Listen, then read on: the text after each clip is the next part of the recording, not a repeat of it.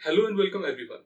मैं हूं उबैद अहमद और आज की वीडियो थोड़ी डिफरेंट है क्योंकि अभी तक मैंने जितनी भी वीडियोस बनाई हैं वो इंग्लिश में बनाई हैं और मेरी वीडियोस एप्लीकेशन सिक्योरिटी या फिर सिक्योरिटी टेस्टिंग से रिलेटेड रही हैं। लेकिन ये वाली वीडियो एजुकेशन पॉलिसी के बारे में है, जो हमारी नई एजुकेशन पॉलिसी आई है जिसका नाम है नेशनल एजुकेशन पॉलिसी 2020। तो बिना किसी इंतजार के लेट्स गेट स्टार्टेड। एजुकेशन एक बहुत इंपॉर्टेंट रोल प्ले करता है किसी भी इंडिविजुअल की डेवलपमेंट में, एक सोसाइटी की डेवलपमेंट में। नेशनल एजुकेशन पॉलिसी 2020, जिसको NEP 2020 भी कहते हैं, एक ऐसा चेंज है जो कि 34 साल बाद किया गया है। 1968 में हमारी फर्स्ट एजुकेशन पॉलिसी आई थी, 1986 में हमारी सेकंड एजुकेशन पॉलिसी आई, देन उसमें कुछ चेंजेस किए गए थे इन 1992। तब से लेके अब तक ना ही कोई एजुकेशन पॉलिसी आई है और ना ही कुछ खास चेंजेस किए गए हैं। NEP 2020 का फोकस है कि एक इंडिविजुअल की क्रिएटिव पोटेंशियल को डेवलप किया जाए। फोकस सिर्फ स्कूल स्टूडेंट्स पर नहीं है बल्कि कॉलेज स्टूडेंट्स पर भी है। कुछ ऐसी चीजें हैं जैसे कि मिनिस्ट्री ऑफ एजुकेशन का नाम हो जाएगा हमारी HRD मिनिस्ट्री का, और साथ ही साथ एक ऐसा पॉइंट था जिसके लिए गवर्नमेंट को हमेशा क्रिटिसाइज किया जाता था। जो इन्वेस्टमेंट गवर्नमेंट करती थी वो अराउंड लगभग 3% ऑफ GDP करती थी एजुकेशन में, जिसको बढ़ा के 6% कर दिया गया है, जो कि काफी वेलकम चेंज है और काफी एक अच्छा चेंज है। इसके साथ हम बात करें हमारे एजुकेशन स्ट्रक्चर की, जो कि हमारा तीसरा चेंज है, वो ये है कि अभी 10+2 का हम स्ट्रक्चर फॉलो करते थे।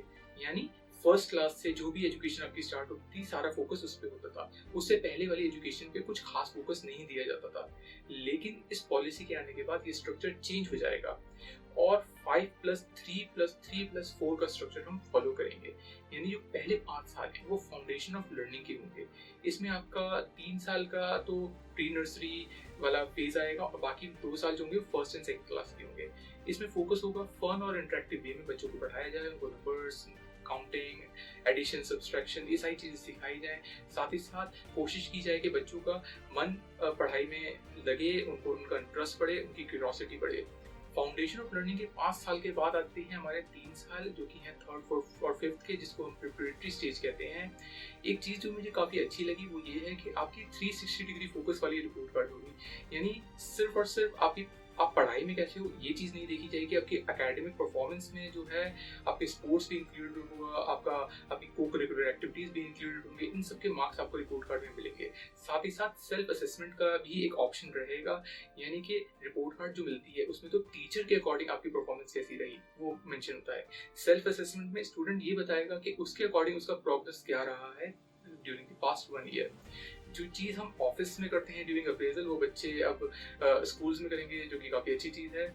एक प्रॉब्लम वाली चीज जो मुझे इस पॉलिसी में लगी वो ये है कि इस पॉलिसी में मेंशन है कि till 5th class and if possible till 8th class and onwards भी पढ़ाई जो हो, मीडियम ऑफ एजुकेशन हो, वो रीजनल लैंग्वेज हो या फिर मदर टंग हो। ये थोड़ी दिक्कत दे सकती है उन लोगों को जो दूसरे स्टेट में गए हैं। फॉर एग्जाम्पल कोई नॉर्थ से साउथ में गया है या साउथ से अब महाराष्ट्र में आया है, बंगाल गया है, तो महाराष्ट्र में रीजनल लैंग्वेज हो जाएगी मराठी। अब साउथ से गए हुए बच्चे के लिए मराठी एक न्यू लैंग्वेज होगी, उसमें उसके लिए पढ़ाई करना मुश्किल हो सकता है, दिक्कत वाली चीज हो सकती है। तो इस चीज को कैसे टैकल किया जाएगा इम्प्लीमेंटेशन स्टेज में, ये देखने वाली चीज होगी। बाकी मानना मेरा ये है कि इंग्लिश एक ग्लोबल लैंग्वेज है और इंग्लिश में हम पढ़ाई करते हैं, इसलिए हम ग्लोबल लेवल पे कम्पीट कर सकते हैं। तो इंग्लिश को मीडियम ऑफ एजुकेशन से कम्प्लीटली रिमूव नहीं करना चाहिए। बाकी कहा यह जा रहा है कि स्कूल इंग्लिश को एनफोर्स ना करें, लेकिन एक तरीके से देखा जाए तो हम इस पॉलिसी के थ्रू रीजनल लैंग्वेज को एनफोर्स कर रहे हैं। और ये एक ऐसा पॉइंट है जिसके लिए इस पॉलिसी को काफी क्रिटिसाइज भी किया जा रहा है। इम्प्लीमेंटेशन स्टेज में इसको कैसे टैकल किया जाता है ये देखने वाली बात होगी। प्रिपरेटरी स्टेज के बाद हमारे 3 साल जो हैं वो हमारे मिडिल स्टेज के हैं, जिसमें हमारी क्लासेस 6th, 7th और 8th कवर्ड हैं। और 6th क्लास ऑनवर्ड बच्चों को कोडिंग सिखाई जाएगी। ये चीज मुझे बीइंग अ टेक्निकल पर्सन बहुत पसंद आई, क्योंकि चाइना जैसी कंट्री में अराउंड इसी एज के बच्चों को कोडिंग स्टार्ट करा दी जाती है और उनके डेवलपर्स काफ़ी अच्छे होते हैं। उम्मीद ये है कि बच्चों को यहाँ पे भी इसी एज ग्रुप के बच्चों को कोडिंग कराई जाएगी तो इंडिया भी फ्यूचर में काफ़ी अच्छे अच्छे डेवलपर्स प्रोड्यूस करेगा। अभी करंटली हम देखें तो 11th या 12th में ही कोडिंग बच्चों को इंट्रोड्यूस कराई जाती है, फिर कॉलेज में जाके उसको प्रॉपर तरीके से करते हैं। तो लेट्स सी कि अब 6 क्लास में कोडिंग इंट्रोड्यूस कराने के बाद क्या होता है। और एक और अच्छी चीज़ जो मुझे लगी वो ये है कि वोकेशनल कोर्सेज इंट्रोड्यूस कराए जाएंगे। बच्चे कारपेंटिंग, इलेक्ट्रिशियन, गार्डनिंग ये सब काम सीख सकते हैं।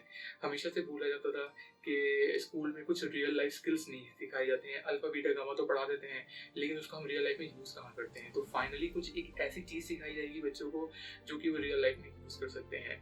10 दिन का आपका बैगलेस पीरियड होगा जिसमें आपको बैग लेके नहीं जाना होगा, आपको यही सब स्किल्स सिखाए जाएंगे। अब इंटर्नशिप का ऑप्शन आपके पास रहेगा।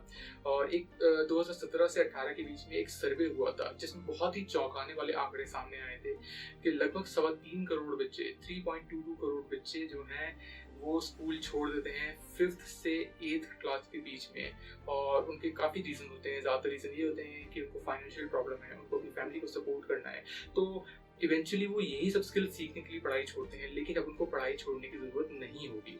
ये जो मॉडल है ये यूरोपियन कंट्रीज में काफ़ी टाइम से फॉलो हो रहा है। इनफैक्ट वहाँ पे ये सब काम करने वाले लोगों को वही रिस्पेक्ट और वैल्यू मिलती है जो किसी और स्किल्ड वर्कर को मिलती है। बाकी इंडिया में मेंटालिटी ये है कि इन स्किल्स को छोटा काम माना जाता है और ये काम करने वाले लोगों को वो वैल्यू और रिस्पेक्ट नहीं मिलती जो उन्हें मिलनी चाहिए। तो उम्मीद है कि इस पॉलिसी के बाद इन लोगों को भी वही वैल्यू और वो रिस्पेक्ट मिलने लगेगी जो उन्हें मिलनी चाहिए। अब बात करते हैं हम सेकेंडरी स्टेज की, जो कि हमारे लास्ट 4 ईयर होते हैं स्कूलिंग के, जिसमें हमारी क्लासेस 9, 10, 11 और 12 आते हैं। इस स्टेज तक आते आते बच्चों के बोर्ड्स एग्जाम का बड़ा प्रेशर होता है। इस पॉलिसी के थ्रू बोर्ड्स एग्जाम की इंपॉर्टेंस को कम करने की कोशिश की गई है। बोर्ड्स एग्जाम आपके 2 पार्ट्स में होंगे, ऑब्जेक्टिव और डिस्क्रिप्टिव। और साथ ही साथ जो आपका एग्जाम होगा उसमें आपकी एप्लीकेशन नॉलेज देखी जाएगी। ये नहीं देखा जाएगा आप कितना रट कर आए हो। ये पॉलिसी देखने से लग रहा है strictly against rote learning culture है जो काफी टाइम से प्रिवेलेंट था इंडियन एजुकेशन सिस्टम में, और मुझे भी काफी पसंद नहीं था। मैं उसके खिलाफ था रट्टा लर्निंग के। तो उस चीज को ये पॉलिसी खत्म करने की बात कर रही है। 11th और 12th में बाउंड्री होती थी कि आप साइंस वाले हो, कॉमर्स वाले हो, आर्ट्स वाले हो। तो उस बाउंड्री को, उस डिवीजन को मिटाने की कोशिश की गई है। अब स्टूडेंट्स अपने इंटरेस्ट के हिसाब से सब्जेक्ट ले सकते हैं। आप साइंस के होने के बावजूद इकोनॉमिक्स पढ़ सकते हो, अकाउंट्स पढ़ सकते हो, या फिर कॉमर्स के होने के बावजूद कंप्यूटर साइंस पढ़ सकते हो। तो ये फ्लेक्सिबिलिटी स्टूडेंट्स को दी जाएगी। ये काफ़ी अच्छी चीज़ है कि स्टूडेंट्स अपने इंटरेस्ट के हिसाब से सब्जेक्ट्स पढ़ सकते हैं। और ये सिर्फ स्कूल्स तक लिमिटेड नहीं रहेगी, ये आगे भी कैरी ऑन होगी। और हायर एजुकेशन में यानी कॉलेज एजुकेशन में भी आपके पास फ्लेक्सिबिलिटी होगी कि आप अपने सब्जेक्ट्स चूज कर सकते हो, और जो आप सब्जेक्ट चूज करोगे आपको उन्हीं के एग्जाम देने होंगे। इसके साथ एकेडमिक बैंक ऑफ क्रेडिट बनाया जाएगा जिसमें ये ऑप्शन होगा कि आप पढ़ाई बीच में छोड़कर जा सकते हो और फिर उसे बाद में कंटिन्यू कर सकते हो। मल्टीपल एंट्री और एग्जिट पॉइंट की बात की गई है इस पॉलिसी में। यानी 1 साल कंप्लीट करने के बाद कुछ ट्राई करने के लिए अगर आप पढ़ाई छोड़ना चाहते हो तो आप पढ़ाई छोड़ सकते हो। फिर वापस आप जब पढ़ाई ज्वाइन करना चाहोगे तो आप उसी पॉइंट से पढ़ाई स्टार्ट करोगे जहाँ पे आपने छोड़ी थी।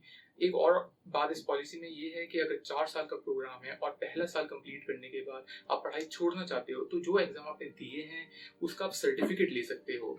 2 साल के बाद अगर आप यही काम करते हो तो आप डिप्लोमा ले सकते हो। 3 साल के बाद अगर आप ये काम करते हो तो आपको जो भी इक्विवेलेंट डिग्री होगी आपको वो दी जाएगी। साथ ही साथ जो फॉरेन यूनिवर्सिटीज हैं उनके कैंपसेस भी इंडिया में ओपन होंगे, ऐसा इस पॉलिसी में कहा गया है। कौन सी यूनिवर्सिटीज आएंगी अभी इसका कुछ मेंशन नहीं है। मतलब ये आपको फॉरेन जाके वहाँ की यूनिवर्सिटीज में अब नहीं पढ़ना पड़ेगा, आप यहाँ पे भी पढ़ सकते हो। तो लेकिन दिक्कत ये है कि यहाँ पे अगर आप पढ़ते हो तो क्या आपको आपकी एजुकेशन को, आपकी उस डिग्री को वही वैल्यू मिलेगी जो वहाँ पे जाके आपको मिलती है, या उसकी वैल्यू कम होगी जैसे कि डिस्टेंस एजुकेशन में होता है। ऑन पेपर तो ये पॉलिसी बहुत ही लाजवाब और बहुत ही ज़बरदस्त लग रही है। बस उम्मीद ये है कि इसका इम्प्लीमेंटेशन भी काफ़ी अच्छे तरीके से हो। सच बताऊं तो मुझे थोड़ी सी जेलसी हो रही है कि मेरी एजुकेशन अब ओवर हो चुकी है, इसको ओवर हुए भी 10 साल होने वाले हैं। लेकिन खुशी ये है कि चलो आने वाली जनरेशन के लिए ये काफ़ी अच्छा स्टेप है, वो काफ़ी इससे काफ़ी अच्छा फ़ायदा उठाएंगे। आपको ये पॉलिसी कैसी लगी, आपको ये वीडियो कैसी लगी, मुझे कमेंट करके बताइए। लाइक कीजिए, शेयर कीजिए। बाकी ये चैनल तो आप सब्सक्राइब कर चुके होंगे, नहीं किया तो लाल वाला बटन दबा के सब्सक्राइब कर लो ना। मैं जल्द ही एक और वीडियो के साथ आपके पास वापस आऊंगा। तब तक के लिए आपसे विदा लेता हूँ। Good bye.